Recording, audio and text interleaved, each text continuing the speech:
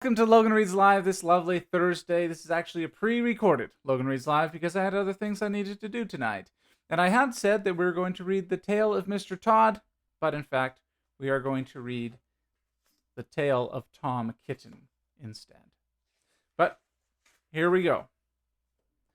Once upon a time, there were 3 little kittens. Their names were Mittens, Tom Kitten, and Moppet.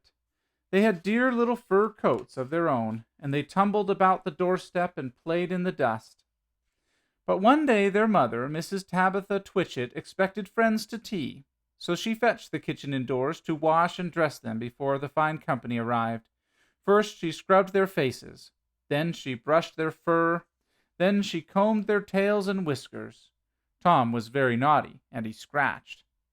Mrs. Tabitha dressed Moppet and Mittens in clean pinafores and tuckers, and then she took all sorts of elegant, uncomfortable clothes out of a chest of drawers in order to dress up her son Thomas.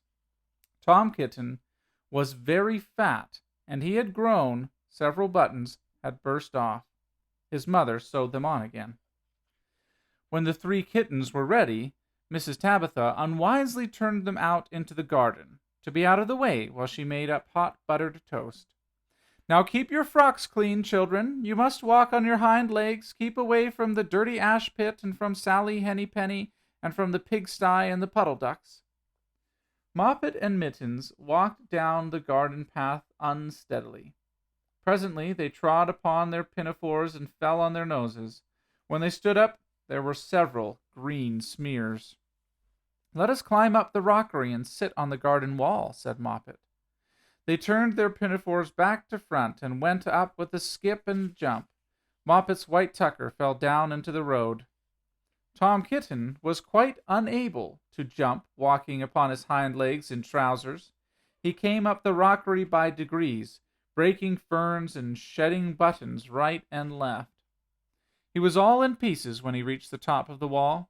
Moppet and Mittens tried to pull him together. His hat fell off and the rest of his buttons burst.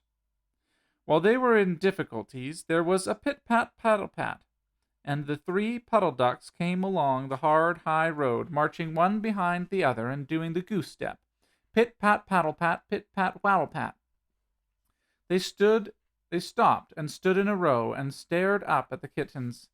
They had very small eyes and looked surprised. Then the 2 duck-birds, Rebecca and Jemima Puddle Duck, picked up the hat and tucker and put them on. Mittens laughed so that she fell off the wall. Moppet and Tom descended after her. The pinafores and all the rest of Tom's clothes came off on the way down. "Come, Mr. Drake Puddle Duck," said Moppet. "Come and help us to dress him. Come and button up Tom." Mr. Drake Puddle Duck advanced in a slow, sideways manner and picked up the various articles. But he put them on himself. They fitted him even worse than Tom Kitten. "It's a very fine morning," said Mr. Drake Puddle Duck. And he and Jemima and Rebecca Puddle Duck set off up the road again, keeping step, pit-pat-paddle-pat, pit-pat-waddle-pat. When Tabitha Twitchit came down the garden and found her kittens on the wall with no clothes on, she pulled them off the wall, smacked them, and took them back to the house. "My friends will arrive in a minute, and you are not fit to be seen. I am affronted," said Mrs. Tabitha Twitchit. She sent them upstairs, and I am sorry to say she told her friends that they were in bed with the measles, which was not true. Quite the contrary. They were not in bed, not in the least. Somehow, there were very extraordinary noises overhead, which disturbed the dignity and repose of the tea party. And I think that some day I shall have to make another larger book to tell you more about Tom Kitten. As for the puddle ducks, they went into a pond. The clothes all came off directly, because there were no buttons, and Mr. Drake Puddle Duck and Jemima and Rebecca have been looking for them ever since. All right. Well, thank you so much for coming and listening to this Logan Reads Live pre-recorded version this Thursday.